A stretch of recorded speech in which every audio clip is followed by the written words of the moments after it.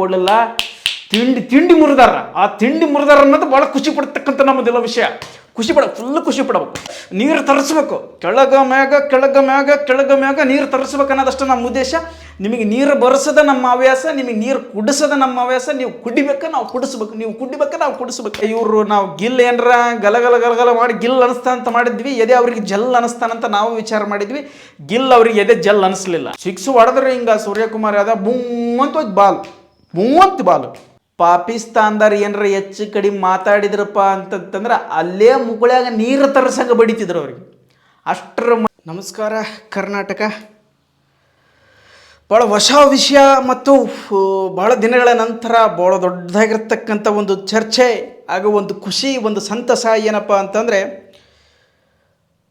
ಪಾಕಿಸ್ತಾನದ ತಿಂಡಿ ಮುರಿದ ಭಾರತ.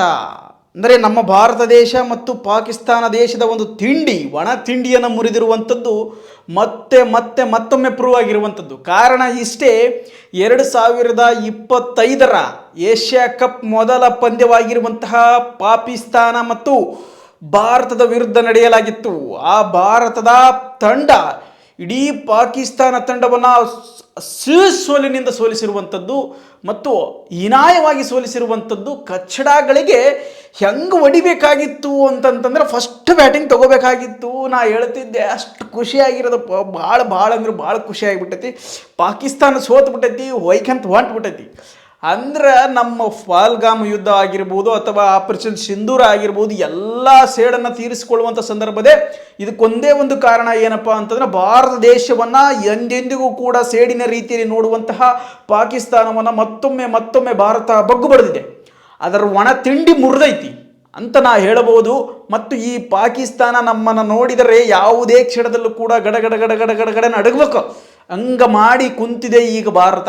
ಅಂದರೆ ಕ್ರಿಕೆಟ್ನಲ್ಲಾಗಿರ್ಬೋದು, ಆಟದಲ್ಲಾಗಿರ್ಬೋದು, ಇನ್ನೊಂದು ಆಟದಲ್ಲಾಗಿರ್ಬೋದು. ಈ ತೆಲಿಕೆಟ್ಟುವಲ್ಲ ರಾಜಕಾರಣಿಗಳು, ಈ ಮ್ಯಾಚ್ ಬೇಡ, ಎದಕ್ಕೆ ಬೇಡ, ಏನು ಬೇಡ, ಹಂಗಾತತಿ ಹಿಂಗಾತತಿ ಪಿಂಗಾತತಿ, ಬದನೆಕಾಯಿ ಆಯ್ತು ಮೆಣಸಿಕಾಯಿ ಆಯ್ತದ ಬೇಡ, ಉಳ್ಳಾಗಡ್ಡೆ ಮೆಣಸಿಕಾಯಿ 100 ಆಗಲಿ, ಆ ಕಳ್ಳರ ಎದುರುಗಡೆ ಅಂತೂ ನಮಗೆ ಸಿಗಂಗಿಲ್ಲ. ಸಿಕ್ಕರೆ ಈ ಕ್ರಿಕೆಟ್ನೊಳಗೆ ಸಿಗಬೇಕು, ಮತ್ತೊಂದು ಬೇರೆ ಆಟದೊಳಗೆ ಸಿಗಬೇಕು. ಅದು ಅಲ್ಲಿ ವಿರಾಟ್ ಕೊಹ್ಲಿ ಇರಬೇಕು, ಅವ್ರಿಗೆ ತಿಂಡಿ ಮುರಿಬೇಕು. ಇಷ್ಟೇ ನಮ್ಗೆ ಆಕತ್ತಿರೋದು. ಆದರೆ ನಿನ್ನೆ ದುರದೃಷ್ಟವಶಾತ್ ವಿರಾಟ್ ಕೊಹ್ಲಿ ಅವರು ಈ ಕ್ರಿಕೆಟಿನೊಳಗೆ ಇರಲಿಲ್ಲ ಅಥವಾ ಆ ಪಂದ್ಯಕ್ಕೆ ಇರಲಿಲ್ಲ. ಆದರೂ ಕೂಡ ಮ್ಯಾಚ್ ಗೆದ್ದೀವಿ, ಫುಲ್ ಖುಷಿ ಆಗಿಬಿಟ್ಟೈತಿ. ರಗಡವಳು ಅವನು ಹೆಂಗಷ್ಟು ಖುಷಿ ಆಗಿದ್ದಪ್ಪ ಅಂತಂದ್ರೆ, ಹೀನಾಯ ಸೋಲು. ಒಬ್ಬನೂ 50 ಹೊಡೆಯೋಕ್ಕಾಗಲ್ಲ ಅವ್ರು ಹಣೆ ಬರಕ. ದೊಡ್ಡ ಬಿಲ್ಡಪ್ ದಿಮಾಕ್ ಮಾತ್ರ ನಮ್ಮ ಮುಂದೆ ಭಾಳ ಆಡಿಸ್ತಾರೆ. ಆದರೂ ಇಲ್ಲಿ ಏನೂ ನಡೀಲಿಲ್ಲ.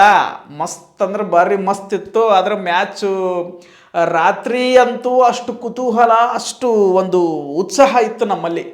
ನೋಡ್ಬೇಕು, ಹೊಡಿತಾರ ಅಂತಂದು. ಈ ಮ್ಯಾಚ್ ಏನಾದರೂ ತಪ್ಪು ಹೊಡೆದಿದ್ರೆ ಪಾಕಿಸ್ತಾನ ನಮಗ ಅಂಜ್ಕೊಂಡು ಕ್ರಿಕೆಟ್ ಆಡೋದು ಬಿಟ್ಟಾರ ಅಂತಿದ್ರು ಅವರು. ಹಾಗಾಗಿ ಬಿಡೋದು ಬೇಡ, ಅವ್ರನ್ನ ಈ ರೀತಿಯಾದ್ರೆ ಬಗ್ಗು ಬಡಿಬೇಕನ್ನುವಂಥದ್ದು ನನ್ನ ವಾದ. ಹಾಗಾಗಿ ಬಗ್ಗು ಬಡ್ದಾರ ನಿನ್ನೆ. ಅವ್ರು ಏನಿಲ್ಲ, ಹಬ್ಬ ಅಂದ್ರೆ 20 ಓವರ್ನೊಳಗೆ 127 ಏನು ಹೊಡೆದ್ರೆ ಯಾರೂ ತಲೆ ಕೆಡಿಸ್ಕೊಂಡಿಲ್ಲ. ನಮ್ಮ ಭಾರತ ದೇಶ ಆರಾಮಾಗಿ ಹೊಡಿತೈತಿ. ಇವ್ರಿಗೆ ನೀರು ಕುಡಿಸ್ತಾರ. ಇವ್ರಿಗೆ ಮುಗುಳ್ಯಾಗ ತಣ್ಣಗೆ ನೀರು ಈಗ ಆಲ್ರೆಡಿ ಬಂದುಬಿಟ್ಟಾವ. ಅದ್ರಾಗ ದುಬೈನೊಳಗೆ ಮ್ಯಾಚ್ ಇಟ್ಟುಬಿಟ್ಟಿದ್ರು. ಅಲ್ಲೆಲ್ಲ ಬರೀ ನಮ್ಮ ದೇಶದವರ, ನಮ್ಮ ಇಂಡಿಯಾದವರ ಎಲ್ಲ ಫುಲ್ ಸ್ಟೇಡಿಯಂ ತುಂಬಿಬಿಟ್ಟಿದ್ರು. ಹೆಚ್ಚು ಕಡಿಮೆ ಮಾತಾಡಿದ್ರೆ ಸ್ಟೇಡಿಯಂ ಒಳಗೆ ಹೋಗಿ ನೀರು ತರಿಸಿದ್ರು ಮುಗುಳ್ಯಾಗ. ಹಂಗೆ ನೀರು ತರ್ಸಂಗೆ ಹೊಡಿಬೇಕಂತೆಲ್ಲ ತಯಾರಾಗಿಬಿಟ್ಟಿದ್ರು. ಇವ್ರು ಏನರ ಹೆಚ್ಚು ಕಡಿಮೆ ಮಾತಾಡಿದ್ರ, ಪಾಕಿಸ್ತಾನದಾರ ಏನರ ಹೆಚ್ಚು ಕಡಿಮೆ ಮಾತಾಡಿದ್ರಪ್ಪ ಅಂತಂದ್ರೆ ಅಲ್ಲೇ ಮುಗುಳ್ಯಾಗ ನೀರು ತರ್ಸಂಗೆ ಬಡಿತಿದ್ರು ಅವ್ರಿಗೆ. ಅಷ್ಟರ ಮಟ್ಟಿಗೆ ನಮ್ಮೊಳಗೆ ಸಿಟ್ಟಿತ್ತು, ರೋಷವಿತ್ತು, ಕೋಪ ಇತ್ತು. ಆದರೂ ಆ ದುರಂತವನ್ನೆಲ್ಲ ತಡ್ಕೊಂಡು ಸುಮ್ಮನೆ ಇವ್ರ ಜೊತೆ ಆಟ ಆಡಿವಪ್ಪ ಅಂದ್ರೆ ಭಾಳ ಗ್ರೇಟ್ ನಮ್ಮ ಭಾರತದ ತಂಡದ ನಾಯಕರಾಗಿರುವಂಥ ಸೂರ್ಯಕುಮಾರ್ ಯಾದವ್ ಅವರು ಕೂಡ ಭಾಳ ಸೈಲೆಂಟಾಗಿ, ಯಾರೂ ಕೂಡ ರೊಚ್ಚಿಗೆದ್ದಿದ್ರು, ಮನಸ್ಸಿನೊಳಗೆ ರೊಚ್ಚಿಗೆದ್ದಿದ್ರು. ಹೊರಗಡೆ ಎಲ್ಲೂ ತೋರಿಸ್ಲಿಲ್ಲ. ಆ ಕಳ್ಳನ ಮಕ್ಕಳಿಗೂ ಕೂಡ ಅಷ್ಟೇ ಸಿಟ್ಟಿತ್ತು.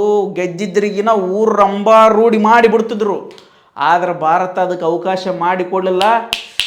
ತಿಂಡಿ ಮುರಿದಾರ. ಆ ತಿಂಡಿ ಮುರಿದಾರ ಅನ್ನೋದು ಭಾಳ ಖುಷಿ ಪಡ್ತಕ್ಕಂಥ ನಮ್ಮದೆಲ್ಲ ವಿಷಯ. ಫುಲ್ ಖುಷಿ ಪಡ್ಬೇಕು.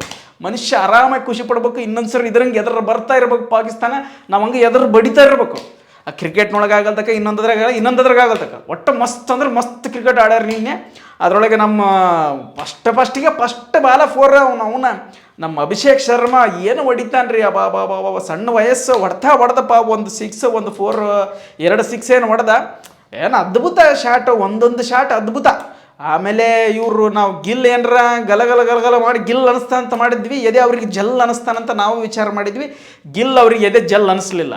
ಅಭಿಷೇಕ್ ಶರ್ಮಾ ಅವನು ಏಟ್ ಬಿಟ್ರೆ ಬಹಳ ಹಂಗೆ ಹೋಗಿತ್ತು, ಹಂಗೆ ನೋಡಾಕ ಸಣ್ಣ ಹಾಳದನ ಮನುಷ್ಯ, ಅಂದ್ರೆ ಏಟ್ ಭಾರಿ ಬರೋಬರಿ ಬಡ್ದ.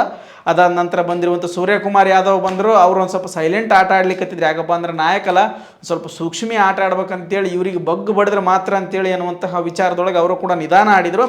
ಆದರೂ ಕೂಡ ಏನು ಸಣ್ಣೆಟ್ ಲಾಸ್ಟ್ ಶಾಟ್ ಏನು ಸಣ್ಣೆಟ್ ಬೀಳಲಿಲ್ಲ, ಅದು ಸಣ್ಣ ಬಡ್ತಾ ಅಲ್ಲದು. ಅವನು ಏಟ್ ಬಿಟ್ರೆ 123 ರನ್ ಆಗಿದ್ವು.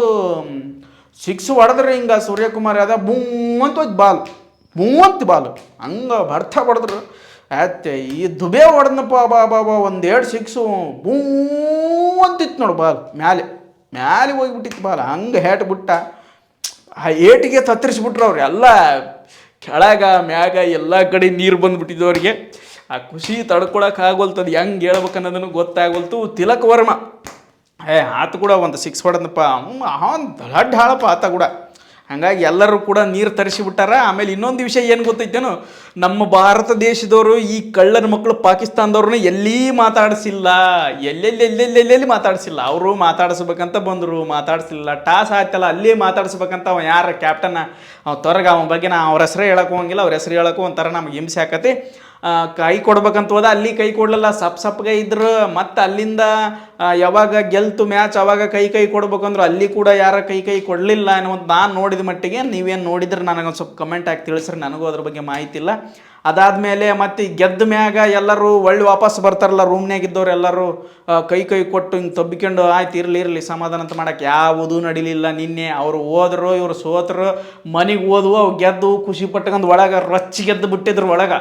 ನಮ್ಮಲ್ಲಿ ಕೂಡ ಹಂಗೆ ಆಗಿತ್ತು ನಿನ್ನೆ ರಾತ್ರಿ. ಎಲ್ಲಿ ಸೋಲ್ತಾರೋ ನಮ್ಮವ್ರಂತ ಹಂಗೆ ರೊಚ್ಚಿದೆ. ಆದರೂ ಮನಸ್ಸಿನೊಳಗೆ 18% ಯಾಕೆ 100ಕ್ಕೆ 100% ಪಿಕ್ಸ್ ಗೆತ್ತೀವಿ ಅನ್ನೋದು ಭಾಳ ಮನಸ್ಸಿನಾಗಿತ್ತು ನಮಗೆ.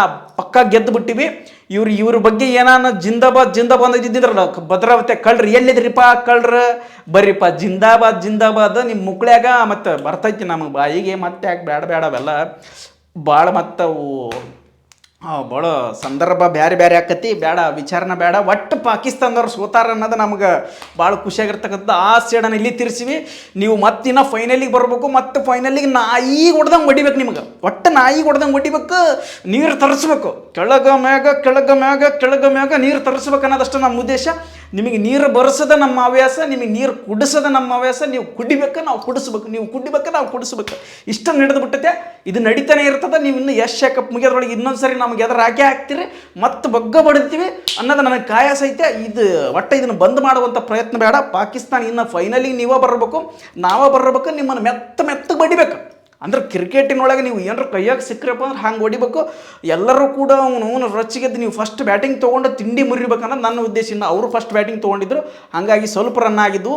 ಏನು ವಿಕೆಟ್ ತೆಗೆದ್ರೆ ಕುಲ್ದೀಪ್ ಯಾದವ್ಗೆ ಮ್ಯಾನ್ ಆಫ್ ದಿ ಮ್ಯಾಚ್ ಸಿಕ್ಕತ್. ನಿನ್ನೆ 3 ವಿಕೆಟ್ ತೆಗೆದಾನ, ಮ್ಯಾನ್ ಆಫ್ ದಿ ಮ್ಯಾಚ್ ಕೊಟ್ಬಿಟ್ಟಾರೆ. ಹಾರ್ದಿಕ್ ಪಾಂಡ್ಯನೂ ತೆಗೆದ್ರು, ಆಮೇಲೆ ಅಕ್ಷರ್ ಪಟೇಲು 1-2 ವಿಕೆಟ್ ತೊಗೋದ.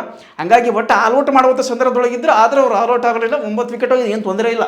ಗಿಚ್ಚಿ ಮ್ಯಾಚ್ ಬರೋಬ್ಬರಿ ತಿಂಡಿ ಮುರಿದ್ಬಿಟ್ಟು, ಒಟ್ಟು ಒಣ ತಿಂಡಿ ಮುರಿದೀವಿ ಅನ್ನೋದು ನಮಗೆ ಖುಷಿ ಅದ. ಅದಕ್ಕಿಂತ ಭಾಳ ಸಂತೋಷ ಇನ್ನು ಮತ್ತೊಂದಿಲ್ಲ. ಇವರು ಮತ್ತೆ ನಾಟಕ ಮಾಡಿದ್ರೆ ನಾವು ಮೊಟ್ಟ ನಡುಕು ಮುರಿತೀವಿ. ಮತ್ತೆ ನಾಟಕ ಮಾಡಿರಿ, ಮತ್ತೆ ನಡ ಮುರಿತೀವಿ. ಇಷ್ಟೇ ನಮ್ಮ ಕೆಲಸ. ನಿಮ್ಮ ನಡು ಮುರಿಯೋದ ನಮ್ಮ ಕೆಲಸ, ಬಗ್ಗು ಬಡಿಯೋದ ನಮ್ಮ ಕೆಲಸ, ನೀರು ಕುಡಿಸೋದ ನಮ್ಮ ಕೆಲಸ, ನೀವು ನೀರು ಕುಡಿಯೋದ ನಿಮ್ಮ ಕೆಲಸ. ನೀವು ಎಷ್ಟು ಉರಿದಾಡ್ತೀರಿ ಭಾರತದ ಮ್ಯಾಗ ಅಷ್ಟು ಅರ್ಧ ತೆಗಿತೀವಿ ನಾವು ಭಾರತವನ್ನು.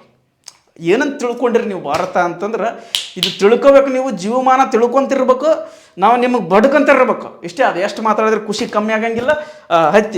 ಜೈ ಹಿಂದ್, ಜೈ ಭಾರತ್ ಮಾತಾಕಿ ಜೈ. ಎಲ್ರಿಗೂ ಜೈ. Thank you.